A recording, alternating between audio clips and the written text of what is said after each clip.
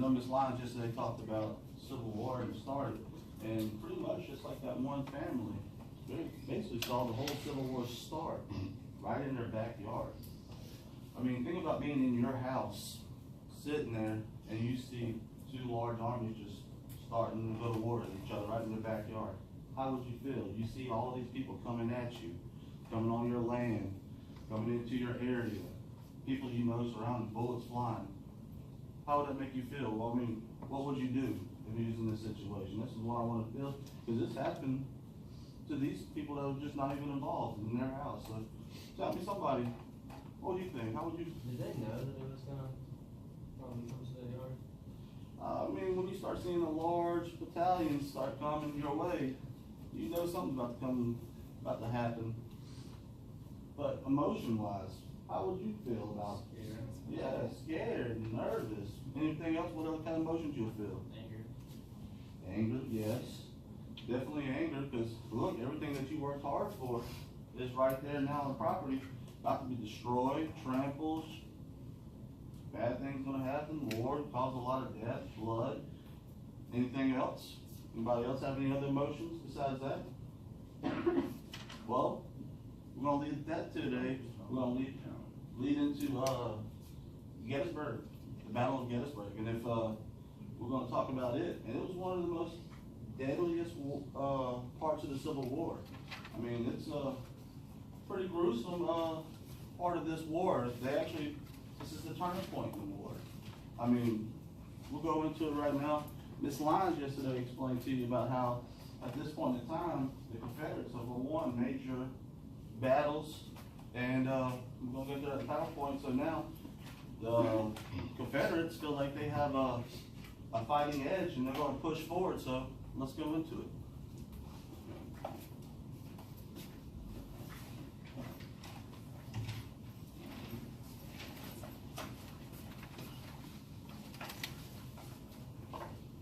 The same thing, tides have turned.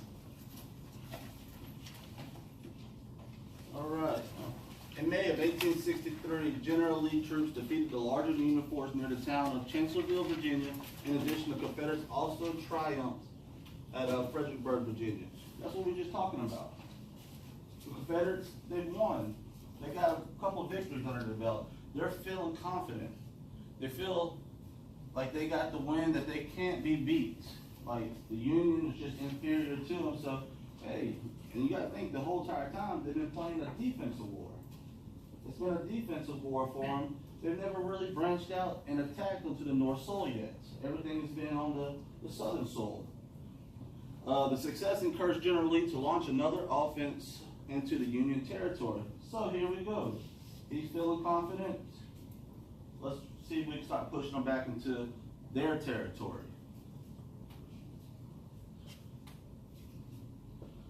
Pretty much what I would know out of this slide is the two victories that he had, Chancellorsville, Fredericksburg, Virginia, and this gave him courage to start pushing towards the Union.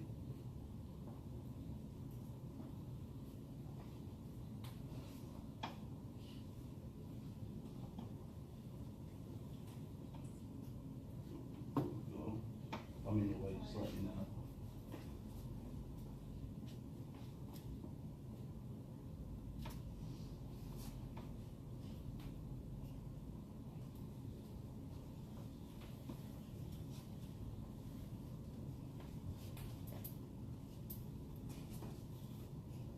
While y'all finish writing that up, there's a lot of things that played into this decision.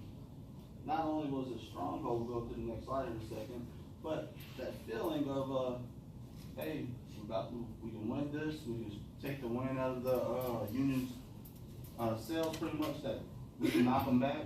Plus, they were in need of supplies and stuff. We'll go ahead and move to the next slide. All right. By 1863, the Confederate Army was desperate for supplies, we just mentioned that, and the General Lee was hoping to capture Union supplies while breaking Union's will to fight. So basically everything I just said, that we're ready, they're here, they have that, they've got that fire in them to think they can't be beat. So now we're going to push into the Union territory.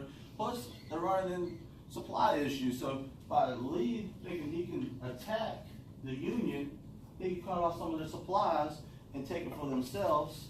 And then another neat little fact about this is, how would you feel as a Confederate now leaving your area, going into somebody else's area to fight? It's a little more nerve-wracking because when you're in your area, you know the way of the land, you know how to survive. Now you go to somebody else's area, it's a little more tough. But one of the things that I learned is that the Confederate soldiers were actually looking forward to going to Gettysburg, and the reason why is Confederate soldiers, a lot of them didn't even have shoes. They were fighting in this war without shoes. And Gettysburg actually had a shoe factory. So their whole plan was go in there, get supplies, do all this, and also gain some shoes. I mean, you may not think about it, something we take for granted every day is having shoes on our feet. But thinking about going across your state, going across the country, fighting, people shooting at you, you're running, bare ground, thorns, stickers, without shoes. So supplies was the main key to this.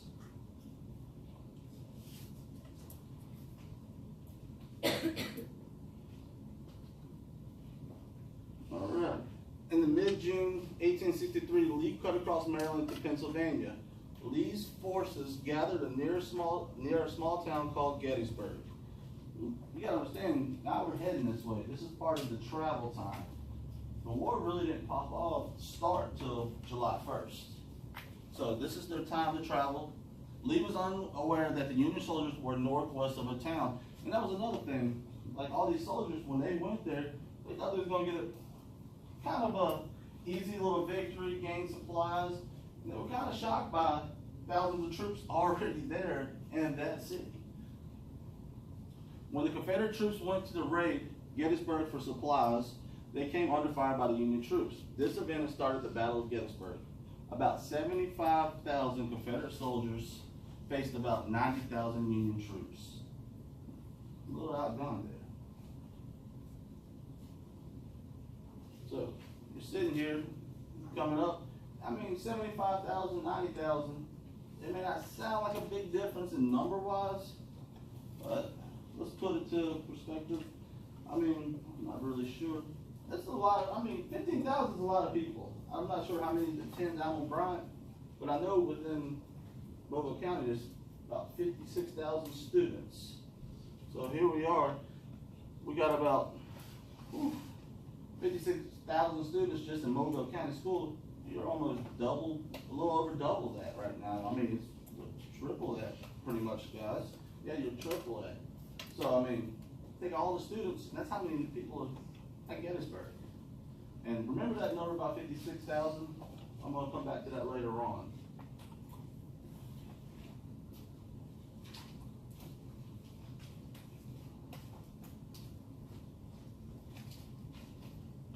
Oops.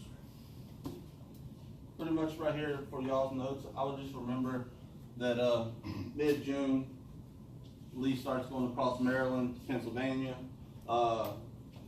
They're outside. They wasn't expecting Union troops to be there, and it took fire. And this event on the way to get supplies is what started the Battle of Gettysburg.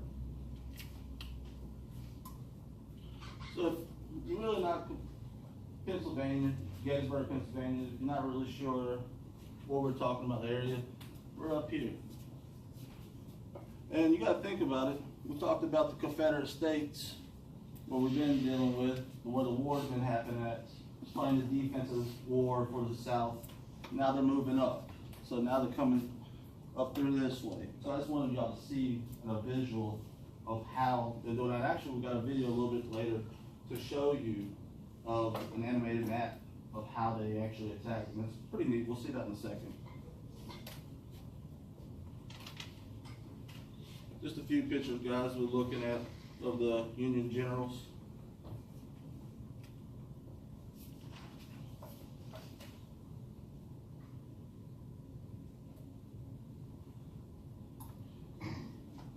We talked about a large amount of numbers of soldiers.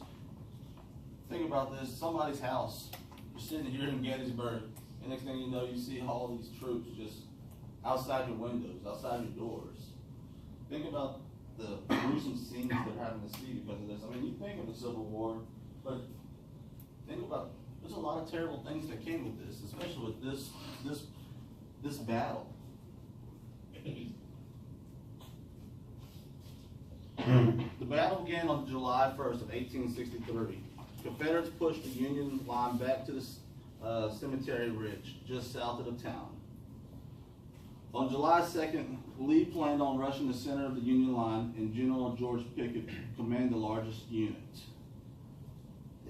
So here we are, not really sure. But first of all, they didn't really know how many soldiers they had there. So it was kind of, so when they got there, they were shocked by it. And then on top of that, Lee planned on just hitting full-fledged in the middle. And you know, you gotta remember, Lee was one of the top generals. Military school, one of the top of his class, and he was sought out by the Union, decided to serve for the Confederates, and his strategy was coming straight dead on into Gettysburg. A neat fact about this is, they actually said the night before the battle started, Robert E. Lee actually had a heart attack. That was one of the neat facts I've learned about Gettysburg as well. And some even say that his heart attack maybe actually messed with his decision making. About 14,000 men took part in what became known as Pickett's Charge up the Cemetery Ridge. The results of Pickett's Charge were disastrous. All of the soldiers who reached the Union Wall were either killed or captured. So right here, you go into a situation, you're not really sure of how many soldiers they've got, but you decide to go full-fledged straight down the middle. I mean, y'all think that's a good idea? You want to have more strategy, wouldn't you think? I mean, in this situation, I feel like maybe outflank them to the left, to the right, something, trying to figure out a way.